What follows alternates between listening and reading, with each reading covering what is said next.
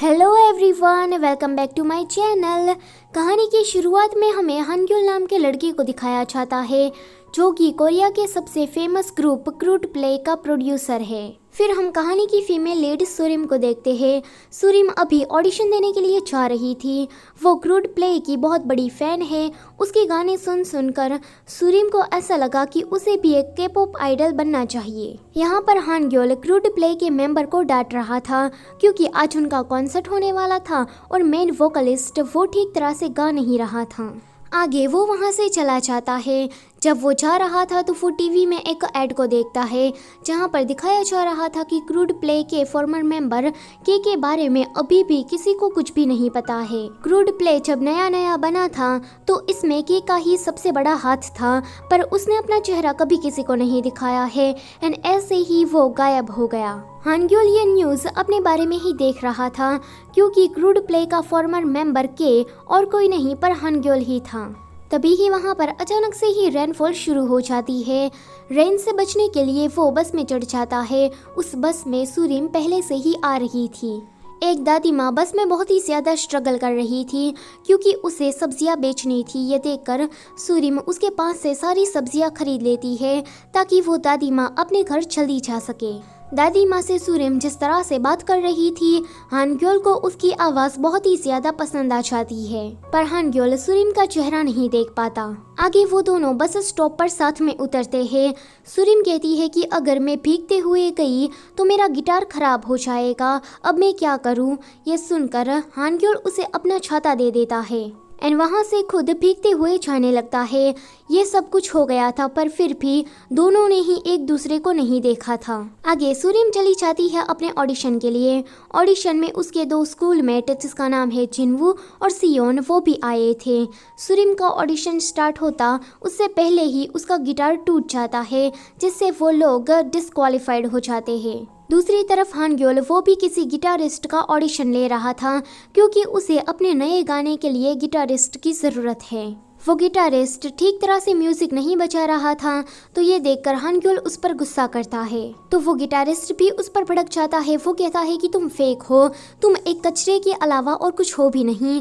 तो हानग्योल कहता है कि कचरा मैं नहीं पर कचरा तुम हो। वो दोनों तो हाथापाई करने वाले थे पर कंपनी का सीईओ आकर उन दोनों को शांत कराता है। हानग्योल वहाँ से बस लेकर घर जा रहा था। जाते टाइम वो यूना का लाइव कॉन्सर्ट देखता है। इस कॉन्सर्ट में यूना ने गलती कर दी थी। वो गाते गाते ही लिरिक्स को भूल गई थी। वैसे ये फेमस सिंगर यूना हानग्योल की गर्लफ्रेंड है।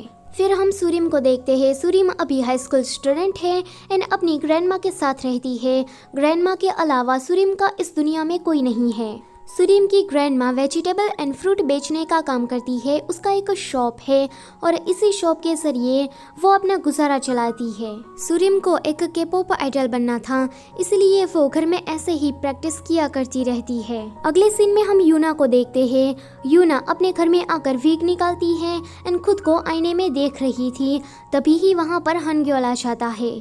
यूना ने जो गलती की थी इस वजह से लोग उसे क्रिटिसाइज कर रहे थे।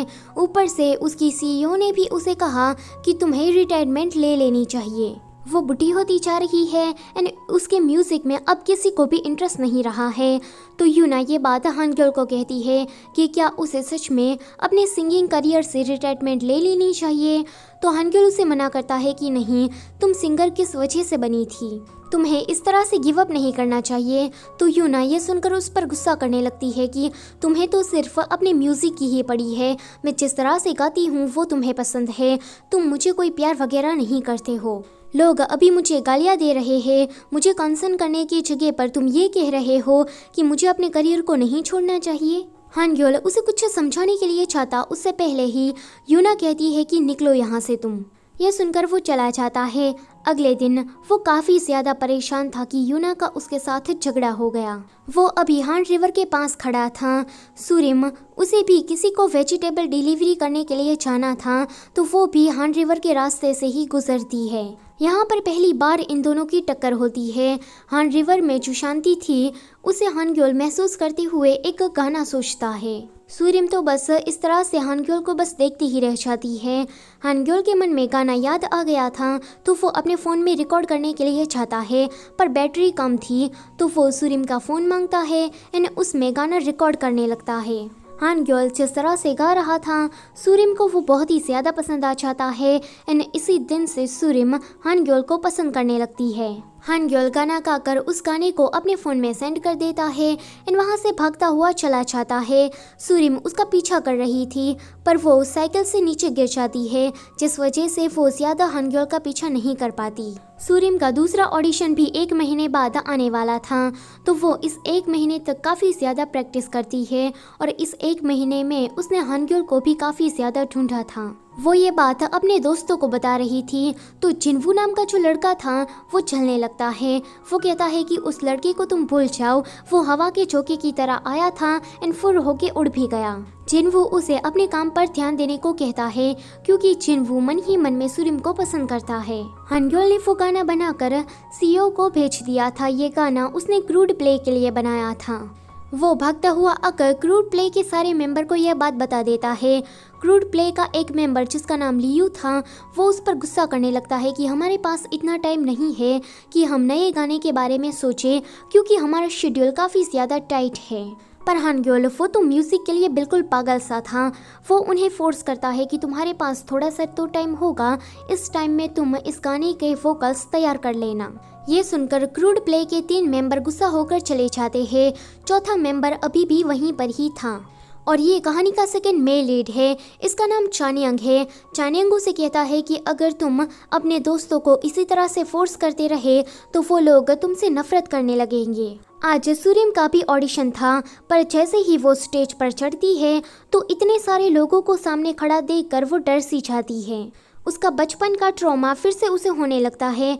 फिर हमें एक फ्लैशबैक में दिखाया जाता है कि जब वो स्कूल टाइम पर ऐसे ही परफॉर्मेंस दे रही थी तब उसकी दादी माँ बहुत ही ज़्यादा बुरी हालत में उसके सामने आई थी। सभी लोग बातें करने लगते हैं कि ये तो बहुत ही बड़ा एक्सीडेंट हुआ एंड इसी एक्सीडेंट में सूरिम ने अपने परिवार को खोया था। सूरिम यही सारी बातों को सोच सोच कर गाना नहीं गा रही थी तो जजेस उसे डिस्क्वालीफाइड कर देते हैं। स्टेज से नीचे उतरने के टाइम पर सूरिम हानग्योल को जाते हुए देख लेती है तो वो हानग्योल का पीछा करने लगती है। वो उसे कहती है कि पिछले 1 महीने से मैं तुम्हें ढूंढ रही हूँ, फाइनली तुम मुझे मिल गए। हानग्योल उसको तो सूरिम के बारे में कुछ भी याद नहीं था तो सूरिम उसे याद दिलाती है कि वो वही हान रिवर वाली लड़की है जिसके फ़ोन में तुमने गाना रिकॉर्ड किया था। तो हानग्योल कहता है कि हाँ मुझे याद आ गया।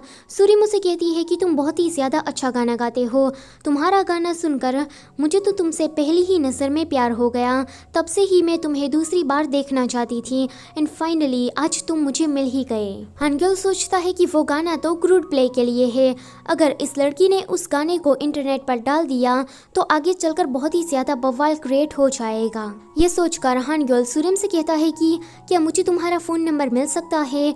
वो उसे झूठ कहता है कि मैं भी तुम्हें पसंद करने लगा हूँ तो सूरिम तो उसे खुशी खुशी अपना नंबर दे देती है। आगे वो घर वापस चला आता है।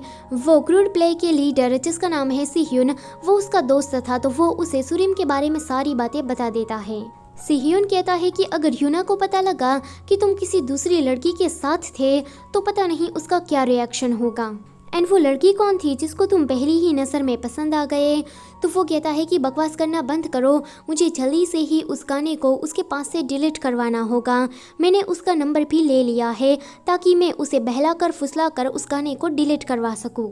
यहाँ यूना गाने की प्रैक्टिस कर रही थी पर बार बार वो गड़बड़ कर रही थी तो सीईओ चोय आकर उसे कहता है कि मैं तुम्हारी मदद करता हूँ एंड इसी मदद करने के चक्कर में ये दोनों काफ़ी ज़्यादा क्लोज आ जाते हैं एंड यूना उसे किस कर लेती है। अगले दिन हानग्योल ने सूरिम को मिलने के लिए बुलाया था तो सूरिम तो बहुत ही ज्यादा तैयार होकर आती है। हानग्योल अभी क्रूड प्ले का पोस्टर देख रहा था तो सूरिम उसे कहती है कि क्या तुम्हें भी ये लोग पसंद है, मैं तो इनकी बहुत ही बड़ी फ़ैन हूँ।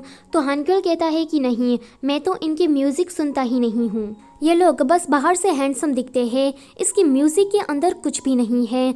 तो सूरिम कहती है कि बिल्कुल भी नहीं, एक फ़ैन होने के नाते मुझे पता है कि उनका म्यूज़िक कैसा है। उनके सिर्फ गाने ही अच्छे नहीं होते, पर उसका सॉन्ग राइटर, उसका प्रोड्यूसर वो बहुत ही ज़्यादा अच्छा है। वो काफ़ी ज़्यादा मेहनत करता है, इसी वजह से इनके गाने अच्छे होते हैं। तुम्हें भी क्रूड प्ले के गाने सुनने चाहिए। तो हानगुल उसे कहता है कि हाँ क्यों नहीं, मैं अगली बार सुन लूँगा।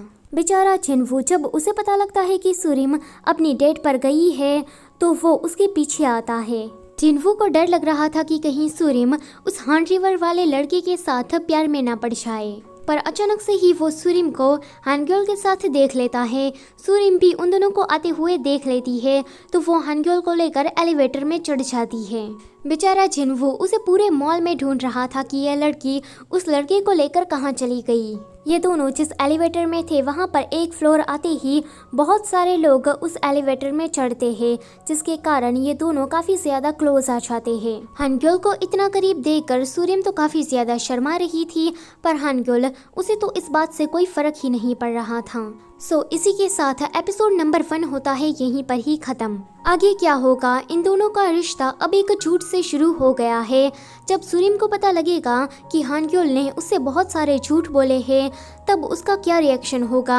अगर ये जानना है तो इस वीडियो को कर दो लाइक और मेरी चैनल को करो सब्सक्राइब। अगर आप इस सीरीज के आगे के भी एपिसोड देखना चाहते हैं तो बेल आइकन को भी प्रेस कर देना, ताकि मेरी जब भी कोई वीडियो आए तो आपको नोटिफिकेशन मिल जाए।